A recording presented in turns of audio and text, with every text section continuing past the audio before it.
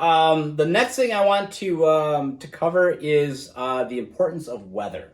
Now, granted, we're going to be flying on a flight simulator first, but I did want to talk about weather because just like in a real pilot, on a real full-scale airplane, weather plays a huge factor in flying. And it really depends on the type of airplane we're going to be flying. So let's take my little UMX P-51 here, just this little guy here.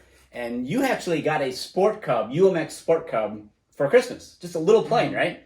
Now, if it's 10-mile-an-hour winds outside, you probably don't want to fly that little Sport Cub, okay? So you need to be very conscious of wind. Wind is probably the thing you really need to be aware of more than anything else when it comes to flying an RC plane. And there's two things you need to know on wind: direction and speed. And direction is important because when you take off and land, you take off into the wind because you got more wind means more air over the control surfaces, so you're going to get the airplane into the air faster and easier if you got more wind moving over it, and you want to land into the wind as well. Okay, take advantage of the airspeed that's moving over the wings that the Earth has provided you by wind. Okay, you don't want to try to fly. So let's say the wind is coming this way. You don't necessarily want to take off perpendicular to the wind. It's a great way to flip the airplane over if wind gets underneath of it, and it makes it a lot more complicated. That's where your rudder is going to become very important. So for the most part, if the wind's prevailing out of the west, it goes west to east, you should always try to take off west to east. Now in the spring, it's typical we get a lot of south wind, so you're going to take off from the north to the south. In the fall and winter, the wind is primarily out of the north, so you take off from the south to the north. So unfortunately, the flying field you're going to be learning at does not really have a suitable east-west runway. So you'll be always dealing with a tiny bit of crosswind, but that's why wind speed is the next important thing we want to talk about. Now, there are a lot of guys out there, if you go online, who say real men can fly in 30-mile-an-hour winds, 25-mile-an-hour winds, 40-mile-an-hour winds, and you're not a real pilot, Logan, until you could take this little plane here and you could fly this thing in a hurricane. I'll tell you what, that's a bunch of crap. Okay? Do not be intimidated. Do not listen to the people online or even be bullied at a flying field into flying in conditions you don't think are right. And I think there's a couple things that can help you with that. One, on your phone, download some apps for weather. WeatherBug is a great one for me because it has a station right at the Grand Haven Airport. So I can actually pick up the wind speed the exact place I'm flying. Not everybody's going to be that lucky. That's a real fortunate thing. So you can use Weather Channel, your local news, local weather. There's UAV forecasts. There's a bunch of them out there, right? So you want to pay attention to the wind speed and direction because as long as the wind speed isn't too great, you could really get by with taking off in a little bit of a crosswind, okay? And the crosswind, of course, is wind that's coming across at in an angle that you can't really get out of, right? A small plane such as this UMX or your Sport Cub, I would recommend for a new pilot flying at wind speeds that are no more than 3 miles per hour to get started. And you say, well, how can I find a 3-mile-an-hour wind? That never happens. Well, early in the morning or in the evening, just as sunset or just after sunset, as there's still plenty of light in the sky, the wind is almost dead calm.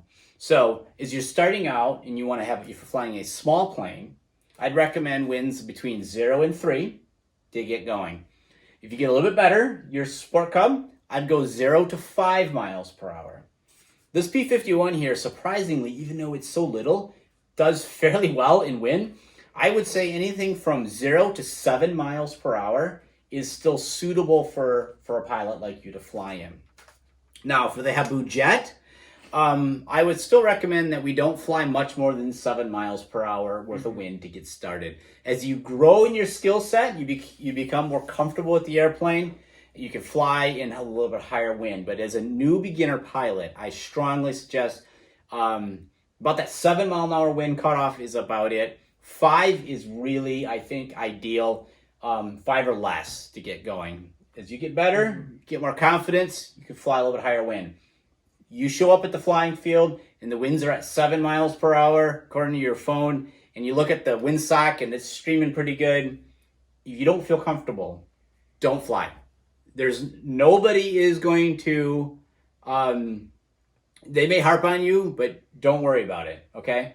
If you don't feel confident in flying because of the weather, don't fly.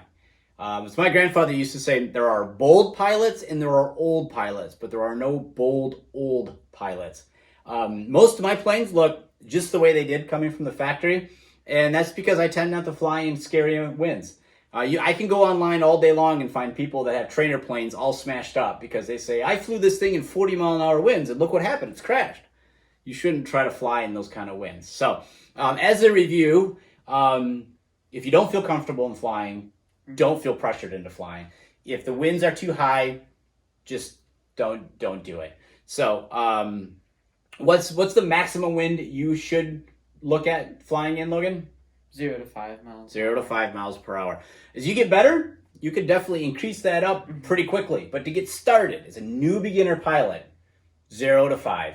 Otherwise, the plane's going to be bouncing around. Even though it has a flight controller that will kind of smooth out the airplane, you still just, it helps you out. If you're not fighting the airplane, you want to fly the airplane. You get into high wind, you begin to fight the airplane, and it's not as nearly enjoyable. So just as a kind of a warning to use that, say, if you don't feel comfortable, don't fly. And considering the wind direction, you want to take off into what? You want to take off into wind. Into the wind, and you want to land out of the wind. Into the wind. Into the wind. Into the wind. So, okay. The wind should always be blowing across the airplane on takeoff and landing. Okay. All right. And that's actually why full-scale airplanes, the runways have numbers on them.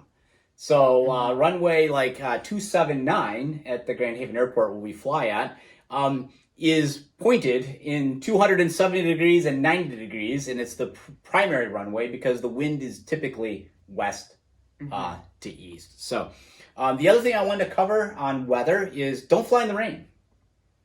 These are electronic planes.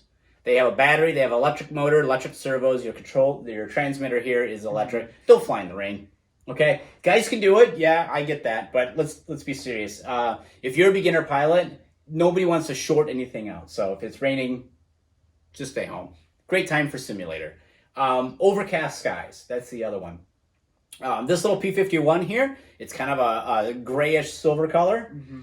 Can be easily lost in the sky if you're flying in a full gray, overcast, cloudy day.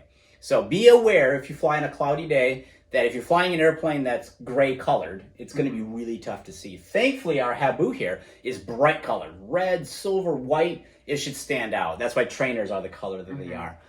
Your best conditions are to fly is usually sunny to partly cloudy or mostly cloudy, but overcast can get a little tough. And the last thing I want to cover on weather is the sun position. Try to fly with the sun behind you. The reason is that if the sun is behind you, it's illuminating your airplane as it flies along, which it looks totally cool, by the way, but you will not fly into the sun. Okay, so if you are following the airplane around and the sun is in front of you, you are going to end up passing over the sun and blinding yourself temporarily. So don't fly into the sun, fly the sun at your back. And speaking of that, one more thing I did want to cover on wind, actually. Try to, if it is windy, try to position yourself so that you're flying, if the airplane gets too far away from you, the wind is bringing it back towards you. Okay, so if you are, especially with your little Sport Cub, I actually had this happen once. The wind was at my back, pushing the airplane, and the airplane went way off into the side of a field and crashed into a fence because the wind blew it there. So what I should have done is position myself at the end where the fence was.